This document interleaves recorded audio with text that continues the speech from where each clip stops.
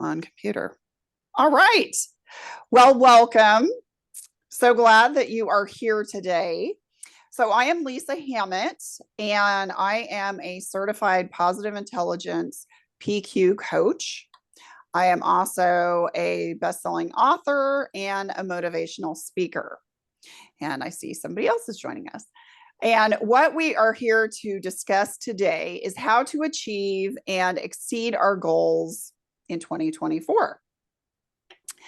And what this course is not, is it's not going to tell you how to write goals that are achievable.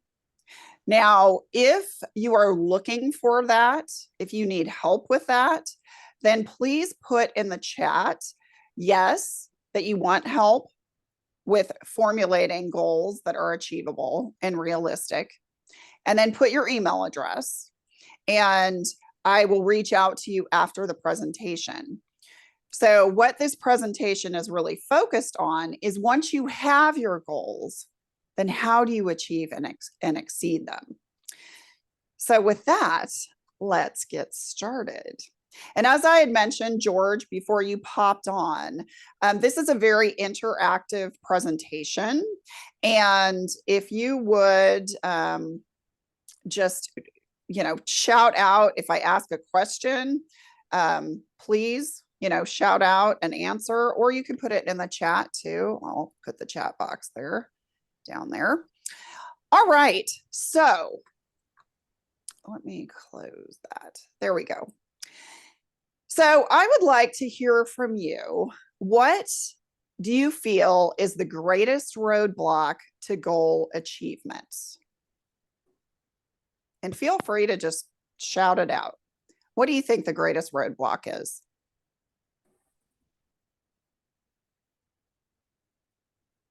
It could be just defining a clear goal. Changing priorities and what I call simultaneous variables flying at you.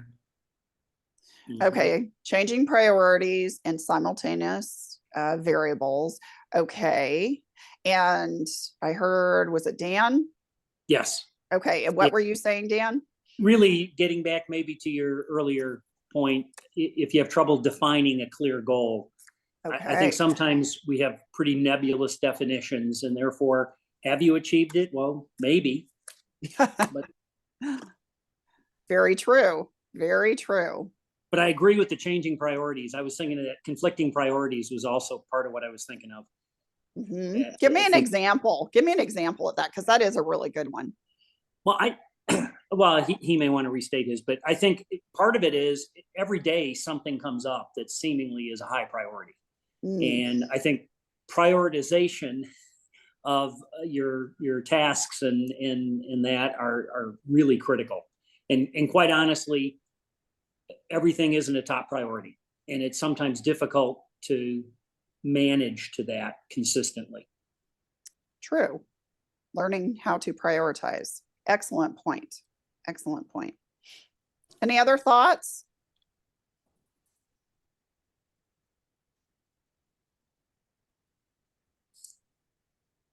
So what is it? So what is the greatest deterrent to goal achievement? It's mindset. So mindset is the number one reason why goals are not achieved. How do you feel about that? Mindset can be a lot of things. Such as? Well, is it because of a bias? Is it because you got up on the wrong side of the bed that day? Is it because you didn't like your the result of something you did the day before? I mean, there's just so many different things. I agree, mindset is a huge impact, but it's such a it varies from one period to the next. It can. Any other thoughts? Well, I think we are a self-limiting factor often, especially if you have a fairly large goal. And if you feel you're not going to get there, you likely won't get there. 100%. 100%. Because really what we think about, it manifests into what we achieve or don't achieve. Our thoughts really become a self-fulfilling prophecy. I love this quote. I'm not even sure who it originated from or the variation, but it's, if you think you can't, you won't. And if you think you can, you will. Because what we repetitively think about formulates our belief system, which in turn drives our behavior. So I think it was Dan who had stated, what if we're telling ourselves we can't do it, we won't, because we are formulating that belief system in ourselves that it's not possible. And as a result, our behavior is going to follow suit. We won't put forth the effort that we would if we firmly believed that it was possible.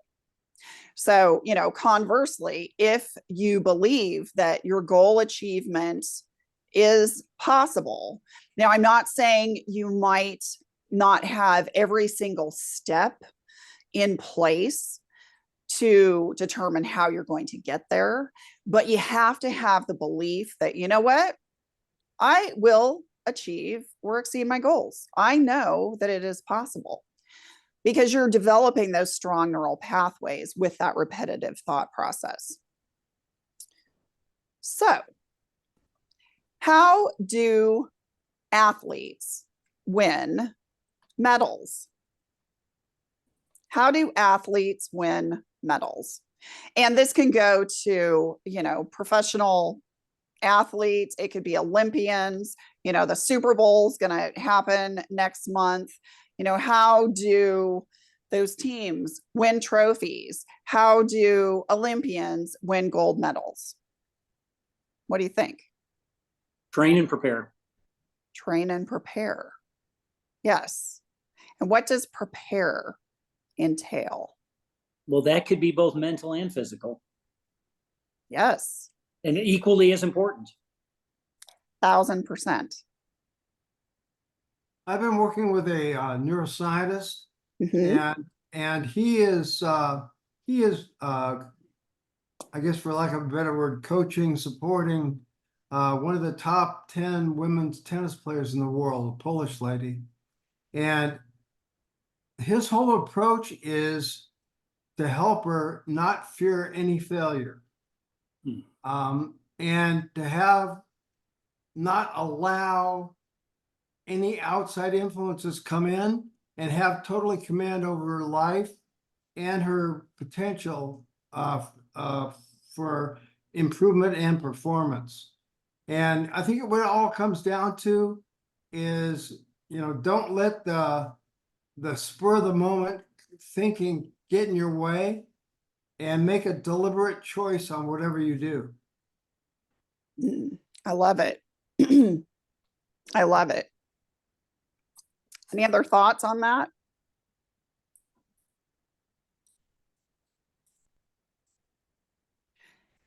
So athletes and Olympians, they develop a winner's mindset. And there are 3 components to a winner's mindset. You visualize the win. You really visualize it, and we're going to do that shortly. You recite winning daily affirmations, and you exchange negative for positive thinking. So let's break these down into what I mean. So I want you to think about a goal that you want to achieve this year. And I want you to think about how you will feel when that goal becomes reality. And I want you to visualize it and attach emotions to it. So would somebody give me an example of a goal that you want to achieve this year?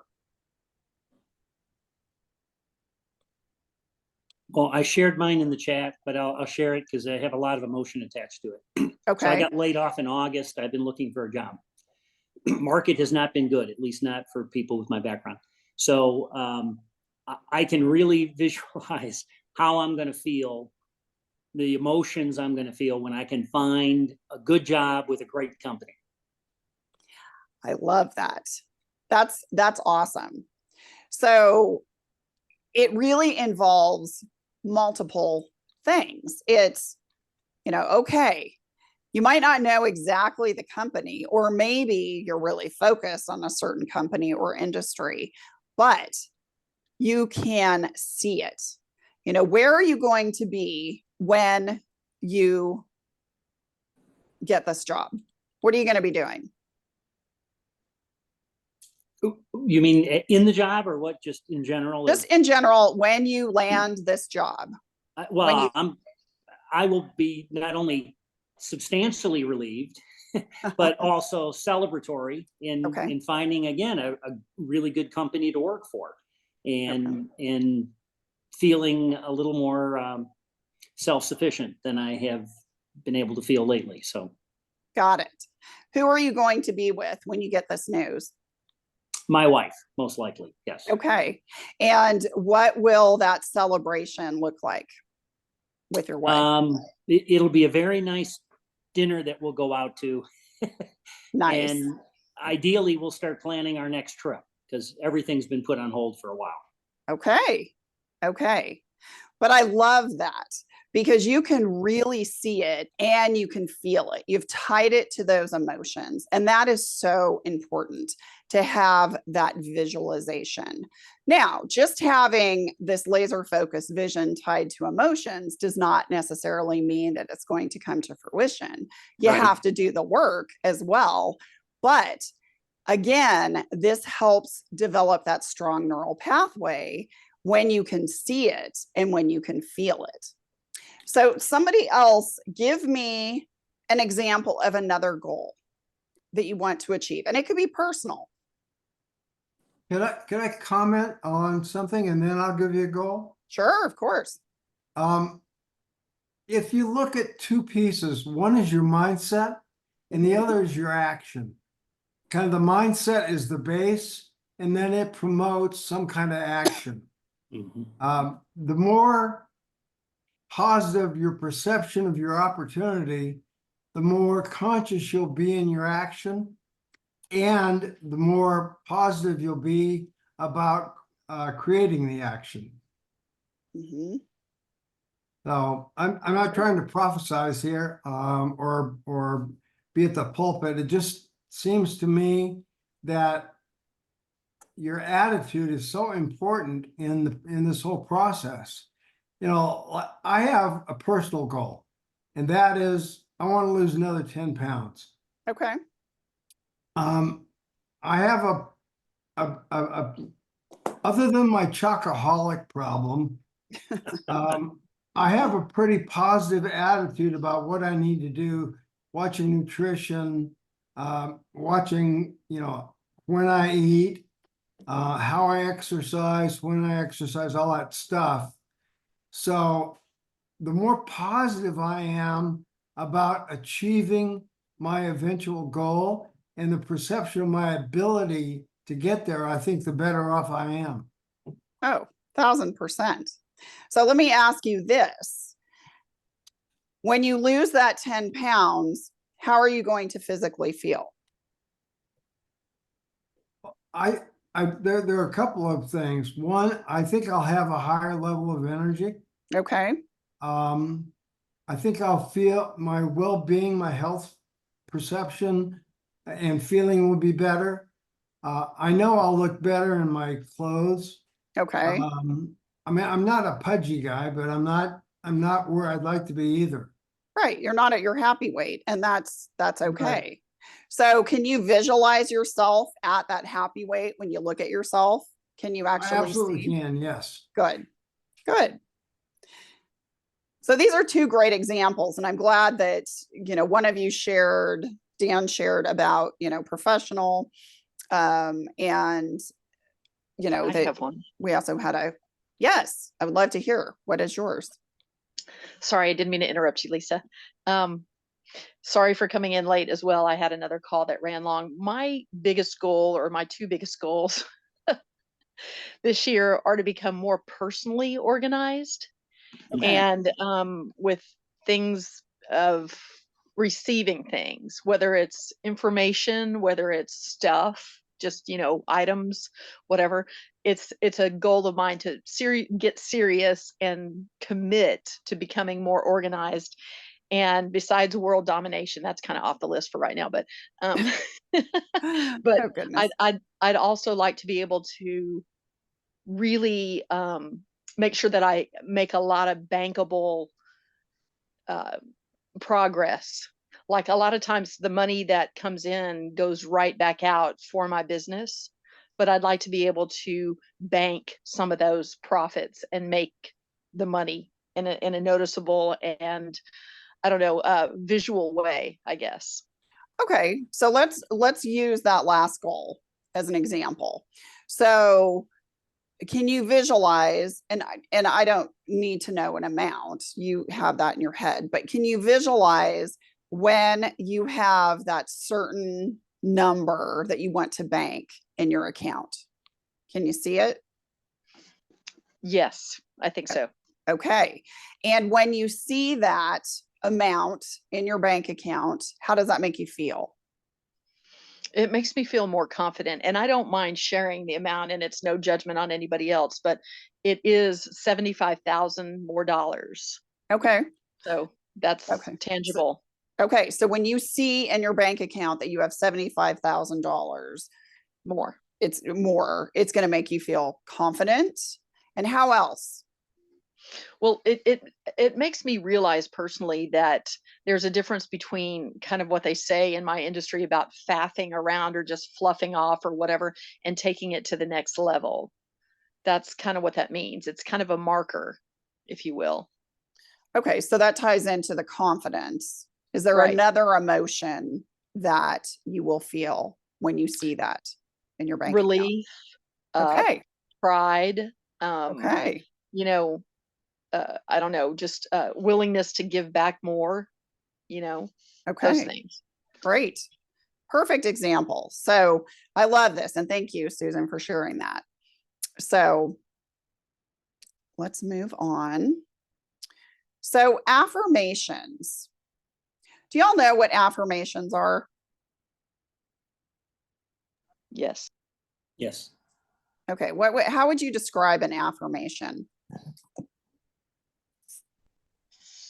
I would describe it as looking myself in the mirror, saying something positive to reinforce what I feel like either I'm supposed to be doing or I have been, so that I don't have that kind of doubt going on. Okay. Okay. I was thinking positive statements to reinforce, hopefully, some direction towards your goals and to reinforce a positive mindset. Okay. So you're both right. So an affirmation, in essence, it's a statement of fact that's tied to a goal, and it's stated in such a way as if that goal has already been achieved. So it's a statement of fact that is tied to a goal that is stated in such a way that that goal has already been achieved. So some of the affirmations that you see on the screen right now, these are very generic. And I put these up here because sometimes if you're not used to saying affirmations, they may seem a little weird. And if you struggle with mindset, like we all can at one time or another, then it takes a little while to kind of build up that positive reinforcement in our brain. So sometimes we start with a more generic affirmation, but ultimately what we want to do is say something, and I'll just use Susan's goal as an example, that I have achieved $75,000 more in my bank account, and I feel confident and successful. So that's just a generic thing. Or I have landed my dream job and I am excited to take my career to the next level. Those are just examples. But the more generic here, I make things happen. I make things happen. I don't sit back and watch things happen. I make them happen. Or my success is inevitable. I will be successful. My success is inevitable. Or my certainty exceeds my doubt. Because we're all going to have doubt at some point, but my certainty will always exceed my doubt. So these are just examples of affirmations. And again, just like the visualization, it's a stepping stone to help us achieve our goal. You know, just having that visualization and just saying affirmations, yes, they help you form a belief system, which will help formulate that neural pathway, which will help drive your behavior. But still, you have to do the work. But it's a stepping stone. So let's talk about those negative thought patterns, because they're always so fun. And we all have them, and it doesn't matter how positive we are the majority of the time.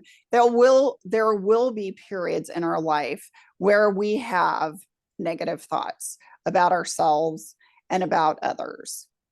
And when we are able to recognize those negative thought patterns immediately, quiet them so they don't tend to derail us, and then shift to a positive mindset, we are more apt to stay focused on those actions to help us achieve our goals. So, as I had mentioned at the beginning, I am a certified positive intelligence PQ coach. And as a PQ coach, what I do is I help individuals like yourself actually recognize these negative thought patterns. And in the positive intelligence space, we call them saboteurs. And an example of what some of the saboteurs could look like: one is a judge. The judge kind of oversees all. And the judge not only judges us, like our thoughts, our self-worth, but also judges others. Or people pleaser. You know, do you have people pleasing tendencies? Do you put the needs of others before your own? Or maybe hyperachiever. Hyperachiever meaning that you're constantly focused on the next goal or objective. So these are just some examples, and I'm not going to go into a really deep dive of what positive intelligence is today. But at the end of the presentation, you can learn a little more about it if you are interested. But for right now, I want to teach you some 10 to 15 second micro meditations, which we call PQ reps, which can help you when you start to experience those negative thought patterns. Like, oh, I can't lose the weight. Who am I kidding? I have no self-control when it comes to chocolate. I'm not implying that's the case, but just giving an example of the garbage we tell ourselves. Or it's like, oh, I'm never going to get that perfect job. Who am I kidding? It's not going to happen. Or yeah, who am I thinking that I can earn that much money? Again, completely lies, unrealistic, but they come up based upon how we're feeling on a given day. So what do these 10 to 15 second micro meditations look like? Well, it's a matter of engaging our senses. And engaging our senses can be engaging our sight, it can be sound, or it can be touch. So some examples. I would like you to look at something in your environment right now, wherever you are. I want you to just look at something, focus in on something. And you've probably seen this a million times before, but I want you to really look at it as if you've never seen it before. And notice tiny details, colors, shapes, textures, maybe a reflection in the surface, but really focus in on that and just stare at it intently. The next thing is you could focus on something that you hear. Now, obviously I'm talking, so it could be the sound and inflection of my voice. Or maybe you can hear something in your immediate surroundings. Maybe you can hear the heater coming on, or you can hear a car driving by, or if you're in excuse me, an office environment, or you're at home, somebody has the TV on in the other room, or you can hear, the keyboard clacking as somebody's typing, whatever it is. Focus on a sound, and you can always focus on the sound of your breath as well. So that's another way you can engage your senses. And then lastly is touch. And touch is similar to sight in the sense that you're going to touch something as if you've never felt it before, and almost imagine as if you were blind and can't see, and you're touching something to really determine what it looks like in your mind. So, noticing shapes. Is there a different texture? Are the corners of this object smooth? Are they sharp? Really noticing. Now, what I often do is I rub 2 fingertips together, and imagine rubbing your index finger and your thumb together, just slowly. You might want to do that with me right now. And really notice how the fingertip ridges feel of your fingers. Are your fingertips dry? Are they smooth? What's the temperature of your fingertips? Now, you're probably wondering, really, does this really make a difference? So I'm going to give you an example of how this can really help. And then we're going to do a little meditation together. So I did a TED Talk actually about 1.5 years ago. And I was in a group of 19 speakers, and our topic was breakthrough. So I spoke about breaking through stress and other negative emotions with mental fitness. And I walked the audience through a mental fitness exercise, kind of similar to what I just shared with you. And I had an incident. I was the only one in the group that actually had an incident. So here's what occurred. All day long, so it was an evening presentation. And in order to be in the right headspace and not be nervous, I was doing these PQ reps. And I did a lot of rubbing the fingertips together and breathing exercises. And I really went into this feeling calm and excited. So because there were so many of us, they took us back into the green room in groups. And when my group was called, we went to the green room, and they mic you up and they test the microphone, make sure it's working, and so forth. So they did that. I waited, heard my name called, go out on stage. I look at the audience and I feel amazing. I'm like in a great headspace. This is fantastic. So I start my talk, and not 10 seconds in, I hear the MC saying, Lisa. And at first I thought I was hearing things, and I just kept going. And then she's like, stop. And I'm like, what? And I looked at the audience, and they have like this look of horror on their face, because this never happens, especially during a TED Talk. So the MC runs over and she tells me that my microphone is not on. So when I had gone into the green room and they tested the microphone, the person who tested it then turned it off instead of leaving it on. So the audience couldn't hear me. And she, being in the back of the stage, could tell that my microphone was not on. So she's putting her hand up the back of my shirt to get to the microphone, because they had put the wire down the back of my blouse, and I had a jacket over that. So I'm looking at the audience, and they're just staring at me like dumbfounded. So I just like smiled, kind of did a curtsy. I'm like, okay, whatever. I'm just going to roll with this. That's all good. So then she got it turned on, and she said, okay, please start over. I will tell you, had I not been in a really good headspace, I would have completely derailed. But again, the whole time I had quieted those negative thought patterns, and I'm like, I got this. So when she said to start over, I did.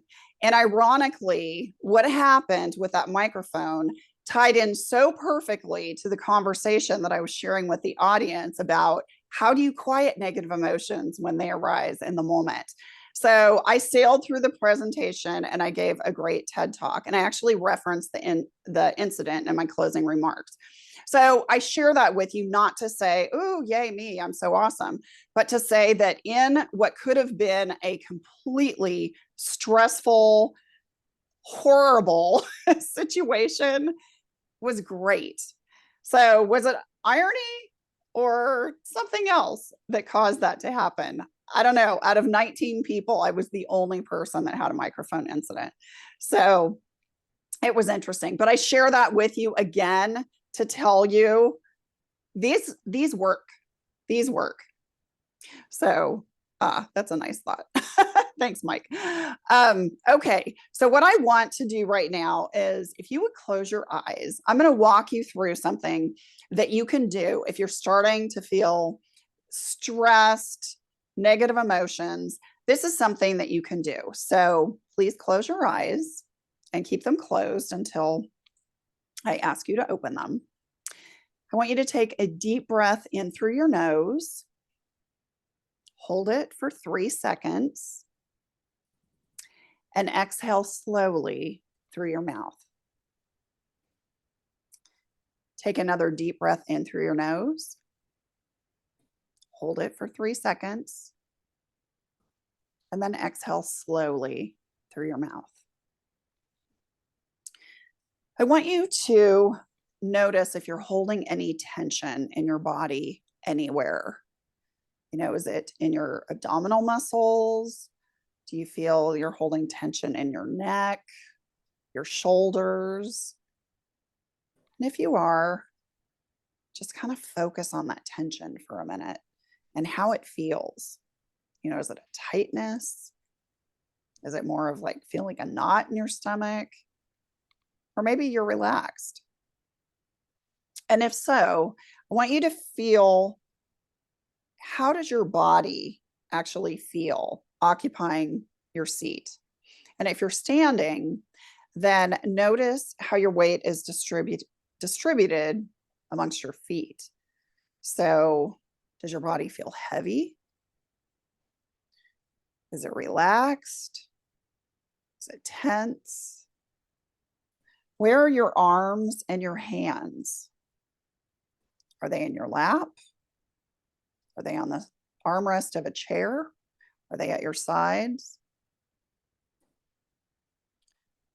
And next, I want you to focus on something you can hear.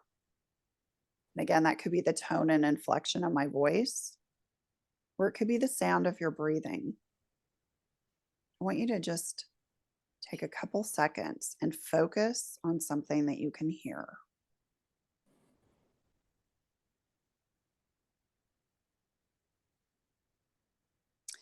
Then lastly, with your eyes still closed, I want you to take the palm and fingers of one hand and rub it slowly against the palm and fingers of the other hand. And I want you to notice how that feels. Slowly rub them back and forth. Are your fingertips dry? Are they smooth? And what's the temperature of your fingertips?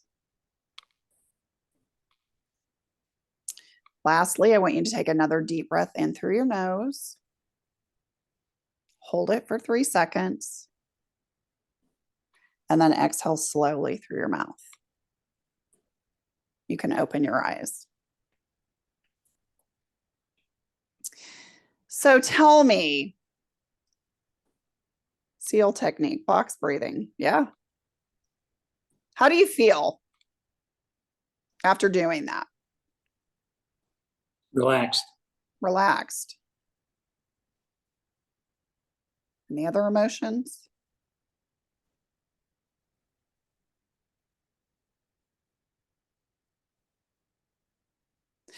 Do you see how this technique, now granted, I went a little longer than 10 to 15 seconds.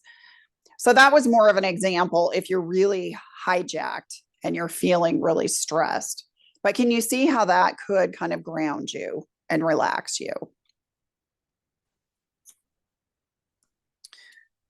Now, I want you to imagine that you were having a conversation with somebody, and the person that you're conversing with, what they're saying to you is starting to agitate you. And you're starting to feel anxious, maybe irritated, maybe angry, but you're feeling tension. You're sensing that tension. And before you know it, that tension is becoming all consuming, and you have this burning desire to just interject, interrupt, and just reply. So, what you could do in a situation like that is to focus on something that you could see on their face. So, it could be the color and shape of the irises of their eyes, it could be the shape of their nose. Maybe they're wearing glasses, and it could be the shape of their glasses. But you can just focus on that. And you're probably thinking, well, if I do, then I'm not really going to be listening to what they're saying. That actually is not true. What the act of engaging your sense of sight is doing is it's helping quiet the negative feelings that you're having so that you can actually listen a little more objectively. So when the other person stops talking, you're less likely to respond negatively. Does that make sense? Yes. Okay. So those are just some examples of what you can do to shift negative thought patterns. Now, based on this, what I just shared, how could you use this mental fitness that I just shared with you to beat negativity and keep that positive mindset? What is something that I shared that you could see yourself implementing?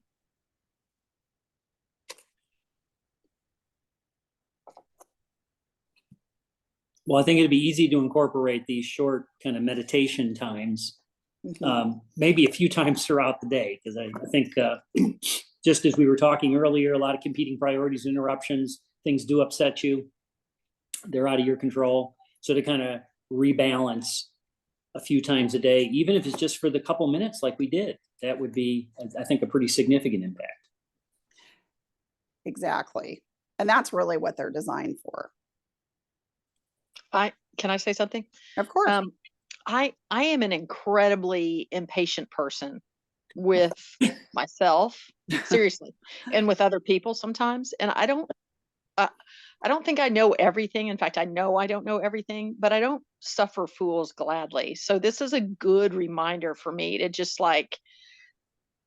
take a pause and to know that there is a certain understanding that not everybody gets what I get, nor do I get what everybody else is getting. Sometimes they have more of a depth of field of knowledge in something, and it's usually technical when it's, related to me. It's like I don't get everything technical. So it's just a really good reminder to take a pause and to learn from that.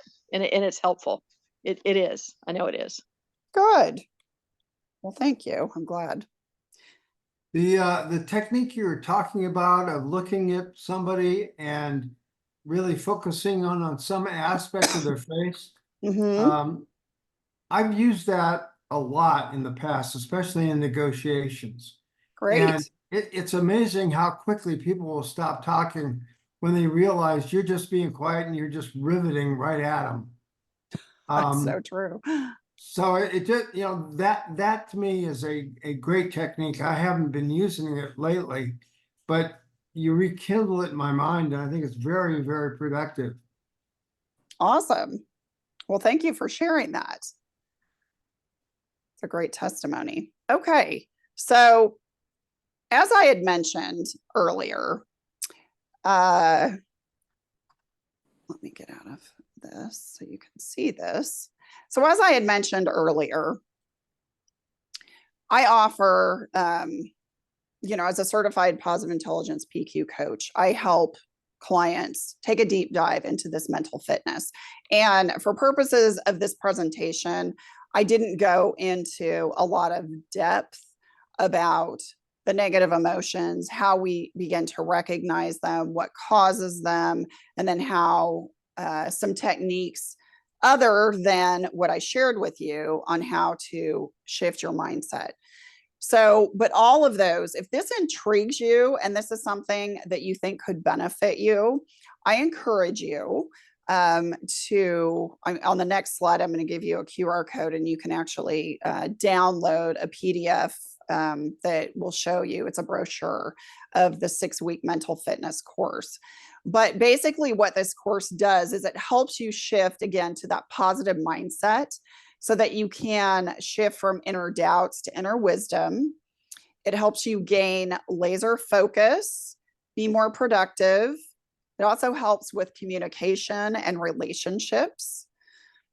And then it helps you achieve your goals by not only improving your health and well-being, because when you are positive, you're calmer, you're more peaceful, and you're more likely to do those healthy habits that you wouldn't do when you're stressed. So it's a really great program that can have so many powerful implications to all areas of your life. So the QR code is right here. And you can just scan it and download a PDF. And I can certainly, if that doesn't work, then put your email address in the chat and I can email you a copy of the PDF. Now, before we get to questions, because I do want to make sure that we have some time for questions, one other thing, and I would really appreciate if you would do this. Another QR code. So if you take out your phone and do this very quick survey, and it will take you like 2 minutes, and we have plenty of time. So I'm going to give you 2 minutes to do this. This is a critique of this presentation. And I would love your honest feedback, because this is how I know that my message is resonating and that there is benefit in what I'm sharing. So if you found this beneficial, then please, share that. If there were things that I talked about that you didn't find beneficial, or maybe you wish that I'd spent more time on, then I would really appreciate that as well. So you could scan that QR code, or if it's easier for you, you can go to that link that's at the bottom and you can just copy and paste that into your web browser and take the quick little feedback form. Now, as a thank you, you're going to get a free workbook. And that vision that we talked about at the beginning of the presentation, this workbook will help you create that laser focused vision. And it will also help you create those goals that maybe you haven't formulated yet that you want to achieve in the new year. So this is a free workbook that you will get. So I'm going to give you 2 minutes, and then we're going to wrap up with some Q&A.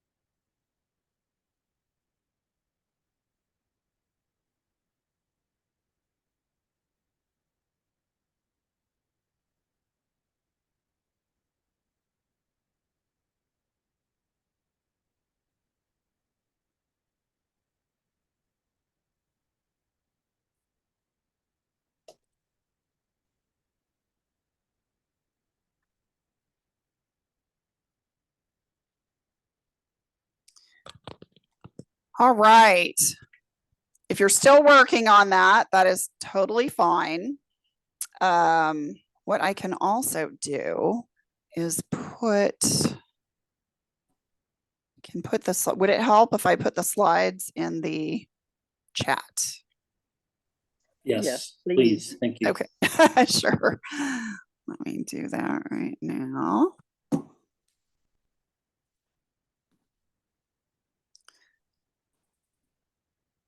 All right.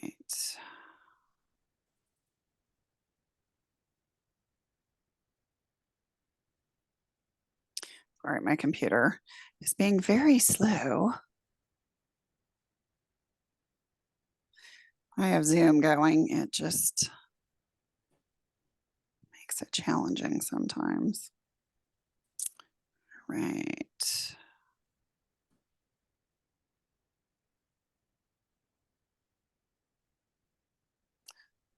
All right. There we go. Okay. So it is now in the chat, the webinar presentation. So what did you all think? And what questions do you have?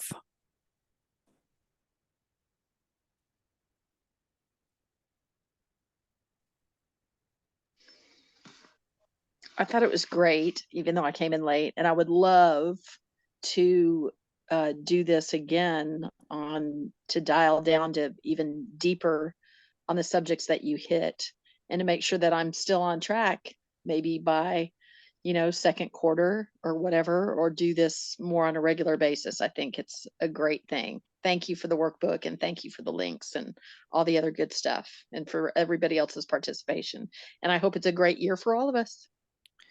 Thank you. So I'm going to put my calendar link in the chat. If you would like a follow-up conversation about what we discussed, kind of what Susan mentioned, or if you're interested in discussing the 6-week course or just anything in general. I had mentioned at the beginning, before some of you came on, about, if you really need help setting goals and attaching those action items to them through accountability, I can certainly help you with that as well. So that could be a topic of the conversation as well. So any comments or questions?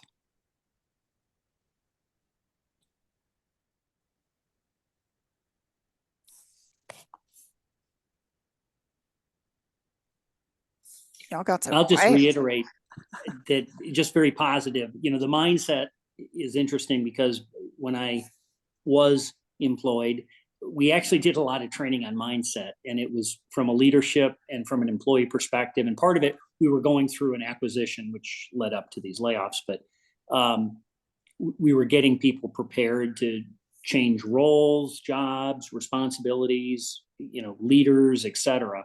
So I think, mindset plays such an incredible role. I've heard so much about it from so many speakers over the last year. It's been incredible.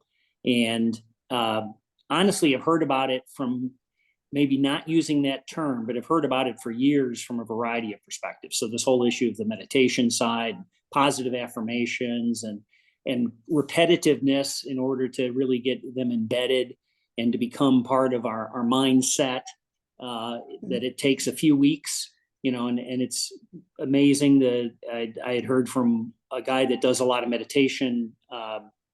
He does apps and other things, but Andrew Johnson does a variety of different meditations by topics, whatever you're struggling with. And he has always said it takes you 3 weeks to get through this. And then I was on another LinkedIn training a few months ago, and they would end each session with a new list of affirmations that they provided that they would go through. We'd all read them together, and then we were asked to read them 3 times before the next session the next day. And it was just, so a lot of this just really relates back to a very, very consistent messaging, and I needed to hear it again. So I really appreciate it. Oh, that's awesome. Thank you for sharing that. I really appreciate that. Anybody else?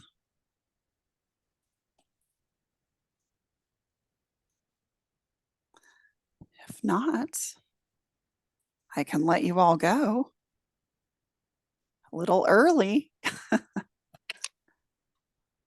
All right.